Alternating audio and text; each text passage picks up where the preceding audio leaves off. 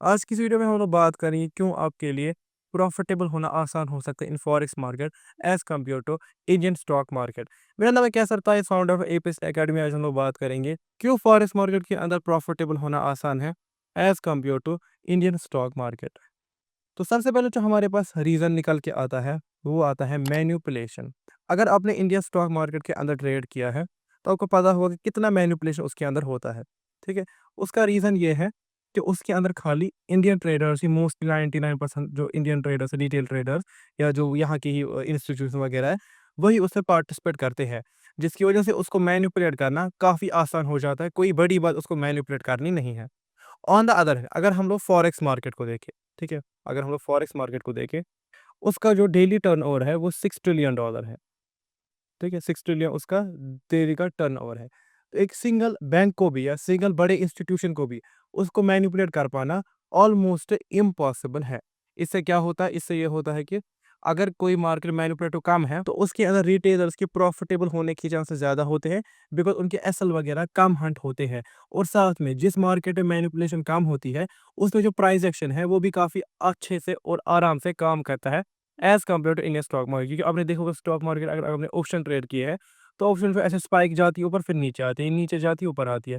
ये इसलिए होता है क्योंकि कोई बड़ा प्लेयर मार्केट को मैनिपुलेट बड़े ही आराम से कर सकता है, तो वो दिक्कत आपको फॉरेक्स मार्केट के अंदर नहीं देखने को मिलेगी। दूसरा जो हमारे पास रीज़न आता है वो आता है मार्केट ओपनिंग आवर्स। ठीक है, इंडियन स्टॉक मार्केट में आपके पास क्या दिक्कत आती है कि वो जो है खाली 9:15 से लेकर, ठीक है, 9:15 से लेकर 3:30 तक ही खुला होता है। आपको इसी टाइम में ही ट्रेड करना है। लेकिन फॉरेक्स मार्केट 24 आवर्स खुला होता है। उसके अंदर आपके मेनली जो है 4 सेशन होते हैं, जिसके अंदर मेनली 2 ही सेशन में वॉल्यूम आता है। एक तो आपका आ गया लंदन सेशन जो 12:30 बजे खुलता है, और आपका कहीं न्यूयॉर्क से जो शाम को 5:30, साढ़े 6, साढ़े 5 बजे खुलता है। तो ये आपके पास इसके अंदर एक प्रिविलेज रहती है कि आप जब चाहे तब ट्रेड कर सकते हो, क्योंकि कि सपोज़ कोई जॉब पे जाता है, कोई ऑफ़िस जाता है, तो वो शाम को आराम से न्यूयॉर्क सेशन ट्रेड कर सकता है। लेकिन स्टॉक मार्केट में आपको ये जो 24 आवर्स वाली प्रिविलेज है, ये देखने को नहीं मिलती है। थर्ड जो है हमारे पास रीज़न निकल के आता है वो है नो गैप। इसका ये मतलब है, अगर आप इंडियन स्टॉक मार्केट ट्रेड किए तो आपको पता होगा कि उसके अंदर जब कभी नेक्स्ट डे का ट्रेडिंग सेशन खुलता है, तो गैप अप या गैप डाउन होता है। मतलब मार्केट सीधे यहाँ से लेकर यहाँ ओपन हो जाती है या यहाँ से लेकर यहाँ ओपन हो जाती है। ये इसलिए होता है बिकॉज़ अगर सपोज़ कोई मार्केट क्लोज़ हो गई, मार्केट आवर्स खत्म हो गए, उसके बाद कोई न्यूज़ आती है, मेजर न्यूज़ आती है, चाहे फिर वो पॉज़िटिव न्यूज़ हो, चाहे फिर वो नेगेटिव न्यूज़ हो। उससे क्या होता है, मार्केट में मूवमेंट आती है, लेकिन हम वो मूवमेंट कैप्चर नहीं कर सकते। क्यों नहीं कर सकते?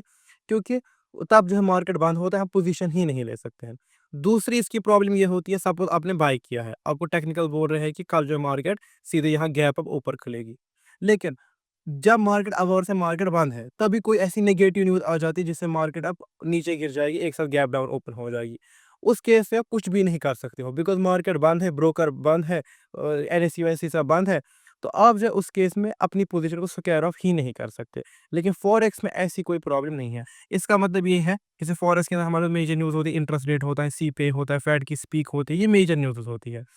तो इससे क्या होता है, अगर आपको पता है 7 बजे आज न्यूज़, आपको पता है मार्केट में जो है वो मूवमेंट आ सकती है। अगर आपको ये पता है कि इस डायरेक्शन मूवमेंट आ सकती है, आप जो है उस डायरेक्शन में पोज़ीशन बना सकते हो। अगर मार्केट उस डायरेक्शन मूवमेंट दिखाए तो आपको अच्छा खासा प्रॉफ़िट हो सकता है। तो ये जो न्यूज़ का प्रिविलेज होता है ना, ये स्टॉक मार्केट में जनरली नहीं होता है, बिकॉज़ मोस्टली जो रूल होता है वो ये होता है कि जो न्यूज़ आती है, वो मार्केट आवर्स के बाद ही आती है ज़्यादातर।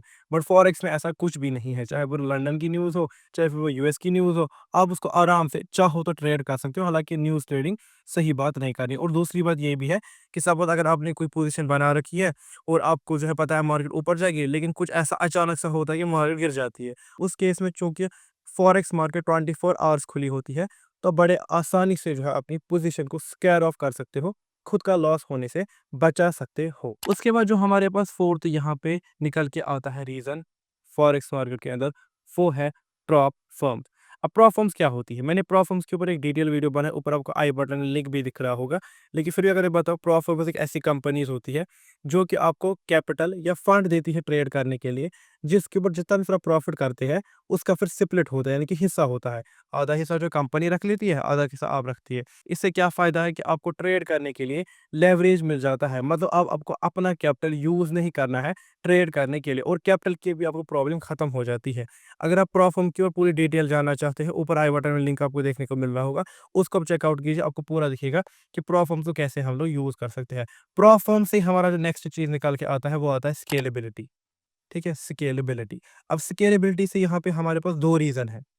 पहला जो हमारे पास रीज़न है, वो ये है, एक तो प्रोफ़र्म्स, आप जो है बड़े कैपिटल का एक्सेस ले सकते हो, 100 के, 200 के का आराम से एक्सेस ले सकते हो, और उसके ऊपर अगर आप 5-6% का भी रिटर्न मंथली बनाते हो, जो कोई बड़ी बात नहीं है बनानी, आप जो है $5,000-6,000 का प्रॉफ़िट बड़े आराम से कर सकते हो। ये तो हो गया पहला। लेकिन जो मेन स्केलेबिलिटी होती है फ़ॉरेक्स के अंदर, वो होता है लेवरेज, ठीक है? लेवरेज का मतलब ये होता है, ठीक है? सपोज़ अगर आपने अपने ब्रोकर के अंदर लेवरेज रखा है 1:100, ठीक है?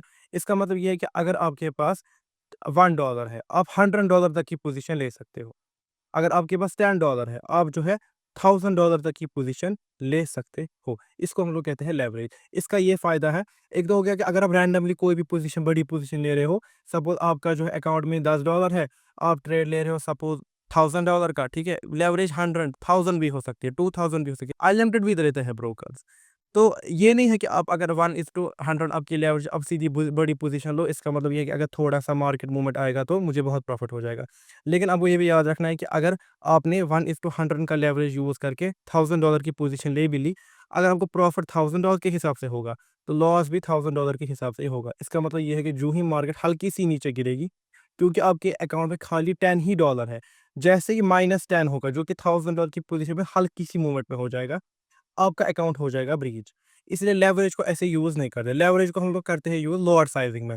इसका मतलब ये है कि अगर आपका स्टॉप लॉस छोटा बन रहा है, इस केस में आपको ये फ़ायदा हो सकता है कि क्योंकि आपका टेक प्रॉफिट भी छोटा है, तो आप जो है इस केस में बड़ी पोज़ीशन ले सकते हो, वहाँ पे आपका लेवरेज काम में आएगा। अगर स्टॉप लॉस बड़ा बन रहा है, तो नॉर्मल आप पोज़ीशन साइज़िंग ले सकते हो। इसका मतलब ये है कि आप कभी स्टॉप लॉस छोटा बनेगा, कभी स्टॉप लॉस बड़ा बनेगा। आप दोनों को ही ट्रेड कर सकते हो, बिकॉज़ जैसे स्टॉप लॉस बड़ा बनेगा, आपको बड़ी लॉट साइज़ या पोज़ीशन की ज़रूरत पड़ेगी, जो कि आप लेवरेज से आराम से ले सकते हो।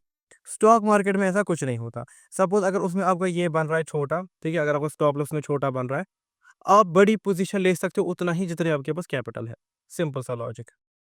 इसी तरीके से उसमें ऑप्शन में एक और प्रॉब्लम ये होती है कि अगर आपका बड़ा स्टॉप लॉस बन रहा है और अगर आपके पास एक ही लॉट लेने का मतलब कैपिटल है, तो फिर आप सिस्टम के हिसाब से स्टॉप लॉस रख ही नहीं पाते हो। ये भी उससे प्रॉब्लम होती है। ठीक है? फॉरेक्स में ऐसा कुछ नहीं है। अगर छोटा स्टॉप लॉस बन रहा है, बड़ी पोज़ीशन साइज़ ले लो, उससे आपको लेवरेज आराम से काम आएगा। अदरवाइज़ कुछ लोग जो है वो रैंडमली लेवरेज ले लेते हैं, कुछ भी पोज़ीशन लेते हैं, फिर उनको अल्टीमेटली लॉस होता है, बिकॉज़ जो लेवरेज होती है ना, वो दो तरफ़ा तलवार होती है। उसमें अगर प्रॉफिट भी बड़ा होगा, तो लॉस भी बहुत बड़ा हो सकता है। ठीक है? बाकी अगर आप चाहते हैं कि मैं लेवरेज के ऊपर डिटेल एनालिसिस लाऊँ, जिससे आपको सिखाऊँ किस तरीके हमें लेवरेज को असल में यूज़ करने के लिए दिया होता है। अदरवाइज़ लोग जो रैंडमली पोज़ीशन ले लेते हैं, वो अगर आप चाहते हैं मैं बनाऊँ, do let me know in the comments. उसके बाद जो हमारे पास 6th चीज़ होती है फॉरेक्स के अंदर, वो हमारे पास होती है वाइड ऑडियंस, ठीक है? Wide audience. क्योंकि जैसे कि मैंने बोला, जो फॉरेक्स मार्केट होता है, ये जो है 24 आवर्स खुला होता है। इसका मतलब इसके अंदर जो मार्केट पार्टिसिपेशन होता है, वो पूरी दुनिया से होता है।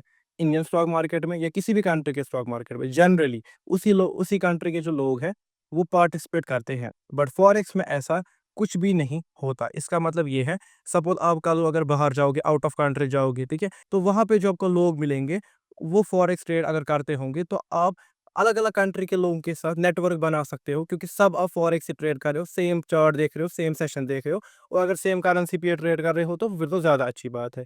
इसका मतलब ये है कि फॉरेक्स क्योंकि ग्लोबली ट्रेड होता है, तो जो आपका ट्रेडिंग नेटवर्क है, वो ग्लोबली बन सकता है। पर स्टॉक मार्केट में ऐसा कुछ नहीं है। अगर सब खाली ऑप्शन ही ट्रेड करते हो, तो आपका जो नेटवर्क है, वो खाली इंडिया के जो लोग होंगे, उन्हीं के साथ बनेगा। आपका नेटवर्क आउट ऑफ कंट्री नहीं बनेगा, क्योंकि वो इंडिया स्टॉक मार्केट ट्रेड ही नहीं करते। वो जो है फिर अपना स्टॉक मार्केट ट्रेड करेंगे, लंदन की करेंगे लंदन का मार्केट, न्यूयॉर्क की करेंगे यूएस का मार्केट, ऐसे ही चलता है। लेकिन फॉरेक्स में ये होता है कि अगर आउट ऑफ कंट्री जाओ, तो या अगर उसके ऊपर फॉरेक्स के ऊपर कंटेंट भी बनाते हो, तो जनरली वो कंटेंट हर एक कंट्री के लोग देखते हैं, बिकॉज़ उसमें वाइडर ऑडियंस का पार्टिसिपेशन होता है। स्टॉक मार्केट में खाली इंडिया के लोगों का ही पार्टिसिपेशन होता है। तो ये मैंने आपको 6 रीज़न दिए क्यों फॉरेक्स मार्केट के अंदर प्रॉफिटेबिलिटी अचीव करना आसान है as compare to Indian stock market. अगर आप चाहते हैं कि मैं इस वीडियो के ऊपर पार्ट 2 लाऊँ, जिससे मैं और भी फैक्टर्स बताऊँ जिस वजह से आपका प्रॉफिटेबल होना आसान है in forex market as compare to Indian stock market, do let me know in the comments. मैं मिलता हूँ आपसे अगली वीडियो में, तब तक के लिए बाय बाय।